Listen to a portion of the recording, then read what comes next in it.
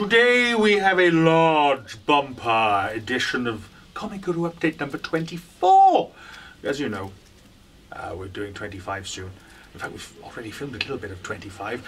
But don't worry, this is the last of the old format. Yes, we're now going widescreen. We're going television screen. We're going on screen, which explains why the TV is cracked. But still, if you know any good TVs, tell them to pop round. Right, hello. Let me tell you a story. When I were a lad, we had a comic called Transformers Weekly. And basically it involved the Autobots versus the Decepticons. I can never remember tunes. They were a boiled sweet, weren't they? Anyway, it's not important. However, there was a character introduced in classic UK Transformers comics, and it wasn't a weekly, it was a fortnightly thing about it. But still, trust me on this when I say that the character of Death's Head was created in 113 by Simon Furman. And an artist whose name I've just randomly forgotten. Never mind! Still, it's a character that has lived on in infamy, in history, and is just plain sublime and superb. He's fought alongside the Doctor from Doctor Who. He has defeated the Transformers. He's almost killed, you know, Rodimus Prime at least twice. But no one's got the Shanix for that. And also, you know what, some of the best artists that I know, people like Andy Wildman and Simon Williams, and those who managed to draw him professionally in British comics, have all absolutely adored him. And why not? Yes. Because he's Death's Head. And believe it or not, Death's Head has now moved back into mainstream continuity in the Marvel Comics. We have Iron Man. Now what's interesting about this is it's Death's Head, but before he met the Transformers, so he's still 40 or 50 foot tall. He hasn't yet sort of been shrunk down by the Doctor using the Master's tissue compression eliminator, and they're telling some very, very fine science fiction stories, with him being Iron Man's sidekick, or so it would appear at the moment. This could well be the year of Death's Head. Now, in the meantime, of course, I'll just put this over there. This is Avenging Spider-Man number 17. And what was interesting about this is that many, many hundreds of years ago, in the 90s I think it was, back in the day, they actually created a Death's Head too. By killing the original Death's Head, all his programming was absorbed by the Minion Cyborg to create Death's Head 2, and the adventures continued in his own series of books. And until Marvel UK bit the dust, they were very, very successful. What they've done in this comic, and which is rather fun, is that they've created a temporal clone of the original Death's Head and left him stranded in current Marvel continuity. But this is not the 50-foot tall one, which is in the right continuity, the right time, the right place. This is actually the original Death's Head, the one that wasn't now killed by the Minion Cyborg. So in theory, there's Death's Head 1, Death's Head 2, Death Wreck, Death Metal. They're everywhere. There's a lot of death here, you know, but it's funny death, it's great death, it's brilliant storytelling, and it's a great character. Check out Death's Head, and how about doing a petition to get Death's Head added to the Avengers Alliance roster, eh? I'm sure we could do with some more British characters. But yeah, Simon Furman didn't write this, but some of the best stories ever can be found in the actual Death's Head graphic novels. However, find the character, go out there, have a little look. I'll even stick something on the Facebook page if I can find the Death's Head wiki. Should explain the whole history of the character, and hopefully you'll enjoy him as much as I do, and others. Good stuff. Come and get it before it's gone. Yes. I'm buying it. Oh, quite right too. Yes. Come back with that. You haven't paid for it yet. Okay, he's paid for it now. It may not have escaped your notice, but in 2014 we have Captain America 2, The Winter Soldier. And we also have, let me guess, oh yes, Guardians of the Galaxy.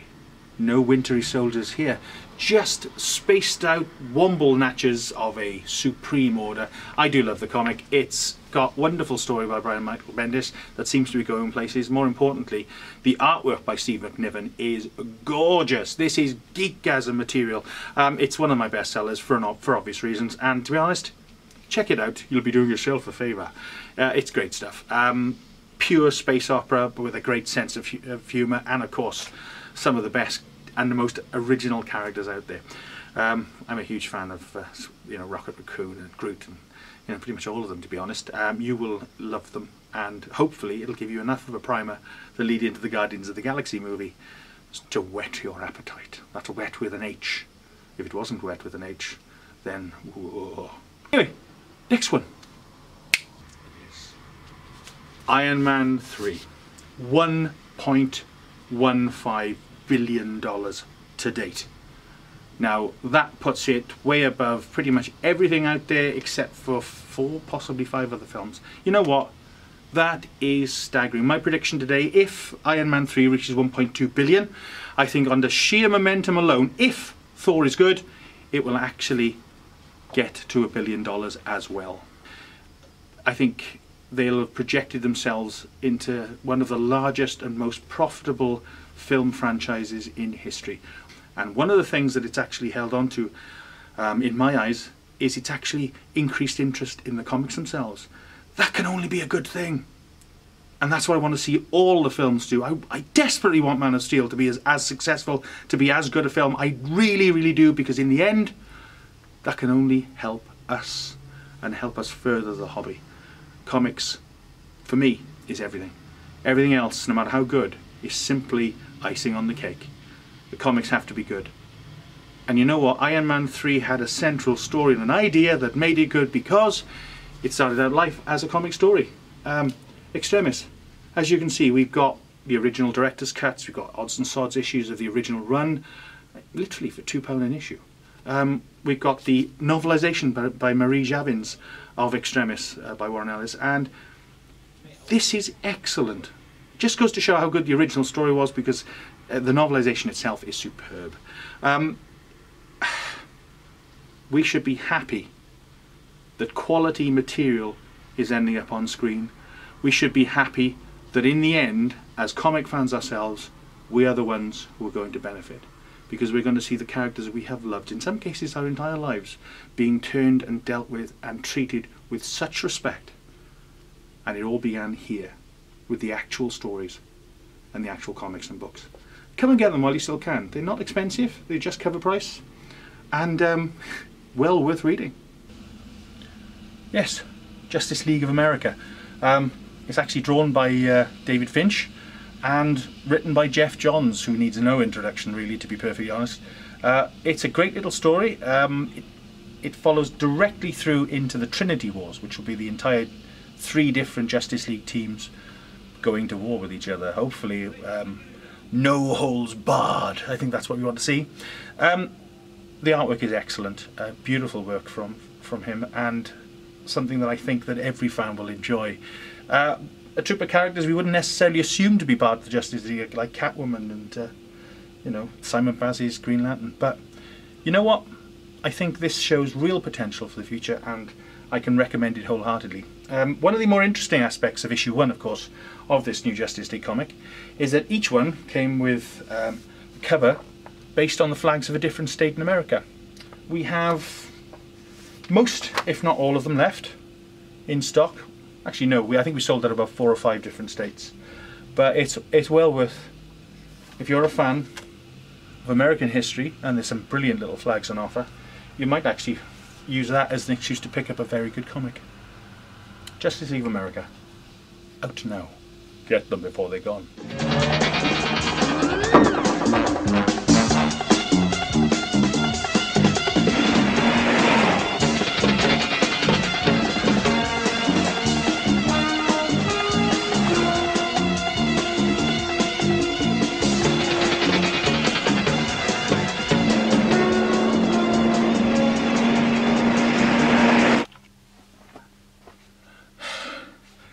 Yes, the Bionic Man. Initially starting out as the work of Kevin Smith's Bionic Man script that was done a couple of years ago. Eventually that script itself was fully adapted by Dynamite into Kevin Smith's Bionic Man, and 17 issues later it is still going strong. This is really nice artwork combined with a really stunning story. I loved the $6 Million Man when I was a kid, and you know what? that sense of awe, sense of wonder that I enjoyed from the original series still exists here. Because it's obviously been done out of a state of love. And you know what, that's worth supporting.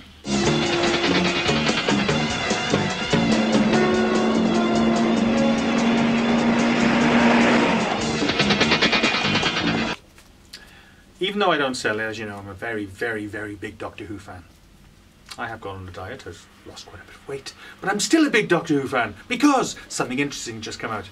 Later on in the year, we've got a new Blu-ray coming out based on Spearhead from Space, probably the only classic story that can be released in that format. However, the other two things that can be released in that format, legitimately, are in fact the Dalek movies from the 1960s. Yes, Dalek, Invasion Earth 2150. You can feel the fire.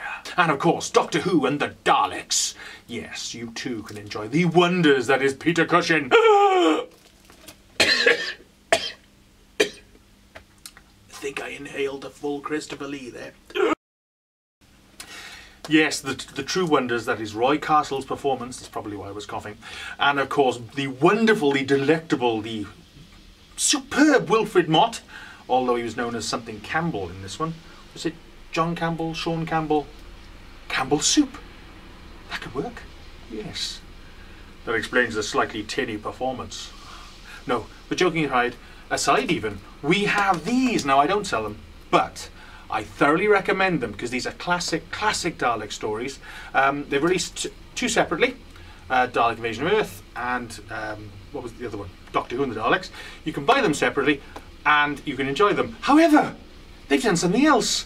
There's a limited edition. We get both in the same box for the same money as one of these. So I would recommend you get one of those. So get these, they're rather good, but I would recommend that one. Both films, all the same extras, much better cover. Bye.